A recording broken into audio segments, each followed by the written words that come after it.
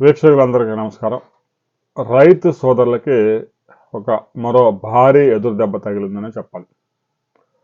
పంటల ధరలు అంతంత మాత్రంగా పెరుగుతూ ఉంటే ఎరువుల ధరలు మాత్రం ఒకసారిగా పెంచేశారు. ఇప్పటికే కాంప్లెక్స్ ఎరువులు చాలా ఎరువులు 1600, 1700, 1800, 1950 రూపాయల దాకా వెళ్ళిపోయాయి. ఇక యూరియా ఒక్కటే అది కాంప్లెక్స్లోకి రాదు కాబట్టి అది కాంప్లెక్స్లో పెద్దగా దాని ప్రభావం ఉండదు కాబట్టి.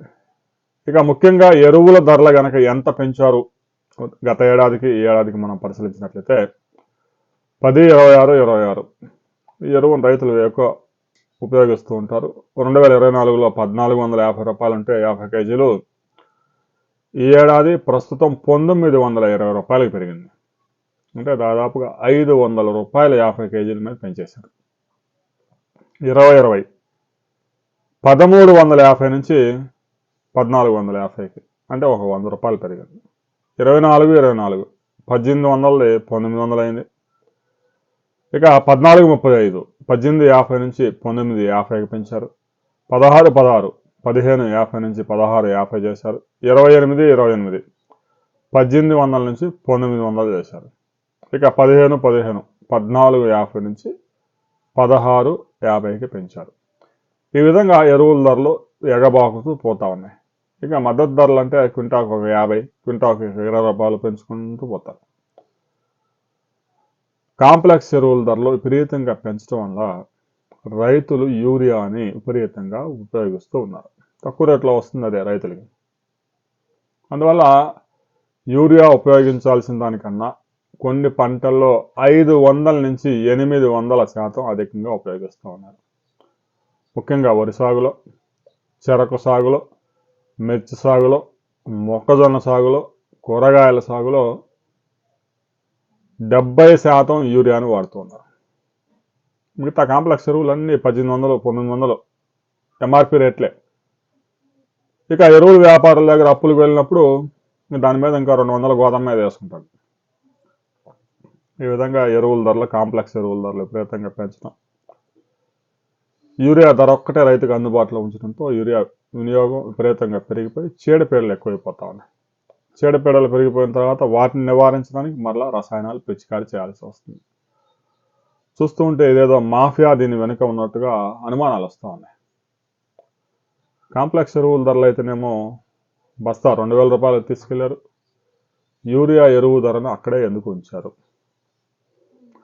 యూరియా ఎరువు ధరనే పెంచుకుంటూ వెళ్ళి కాంప్లెక్స్ ఎరువుల ధరని ఆ మాదిరి తగ్గించుకుంటూ రావచ్చుగా. కానీ ఆ పనులు చేయడం లేదు.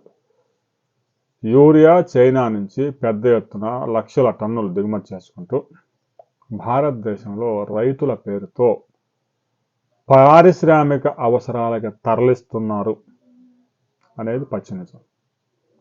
గతంలో యూరియాని నీమ్ కోటెడ్ వేసి కేవలం వ్యవసాయానికి ఉపయోగపడే విధంగా చేశారు. ప్రస్తుతం అలాంటి పరిస్థితులు కూడా లేవు. ఆ అమ్మోనియాని రైతుల పేరుతో దిగుమతి చేసుకొని ప్రభుత్వం ఇచ్చే 2 లక్షల కోట్ల రూపాయల రాయితీల్ని రైతుల ఖాతాలో వేసి ఆ ప్రయోజనాలు మాత్రం పారిశ్రామిక వర్గాలు పొందుతూ ఉన్నాయి అనేది వాస్తవం. యూరియా ధర పెంచుకుంటూ వెళ్ళి కాంప్లెక్స్ ఎరువుల ధరలు పెద్ద ఎత్తున తగ్గించుకుంటూ రావాలి.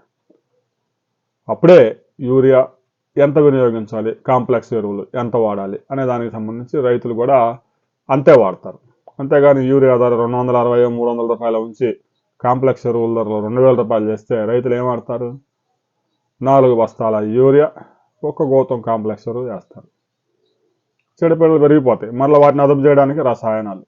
ఈ విధంగా పంటల సాగుని ప్రమాదకరంగా మార్చారు. 1 ఎకరా సాగు చేయాలంటే 1,00,000 రూపాయలు కొన్ని పంటల్లో, మిర్చి లాంటి పంటల్లో అయితే 2.5 లక్షల రూపాయలు ఖర్చు అవుతాం. ఇంత భారీ ఎత్తున పెట్టుబడి పెట్టి సంవత్సరం పాటు కష్టపడి పంటలు తీసుకొస్తే మార్కెట్లో గిట్టుబాటు ధరలు ఉండడం లేదు. దీంతో రైతుల ఆత్మహత్యలు పెరిగిపోతా ఉన్నాయి. కేంద్ర రాష్ట్ర ప్రభుత్వాలు పెద్ద ఎత్తున సాయం చేస్తున్నాము అని చెప్తున్నా కూడా రైతుల ఆత్మహత్యలు ఎందుకు పెరుగుతున్నాయో ఒకసారి ఆలోచించండి. రైతుకు చేయాల్సిన ప్రాంతంలో సాయం చేయకుండా రైతు ముసుగులో దోచుకుంటున్న పారిశ్రామిక వర్గాల్ని అదుపు చేయకపోతే రాబోయే రోజుల్లో ఇప్పుడు ప్రస్తుతం వ్యవసాయం చేసే రైతులు కూడా ఆ రంగంలో ఉండే అవకాశం లేదు. కాంప్లెక్స్ ఎరువుల ధరలు తగ్గించి యూరియా ఎరువు ధర స్వల్పంగా పెంచాలి అని అభిప్రాయపడే వారు కామెంట్ చేయండి.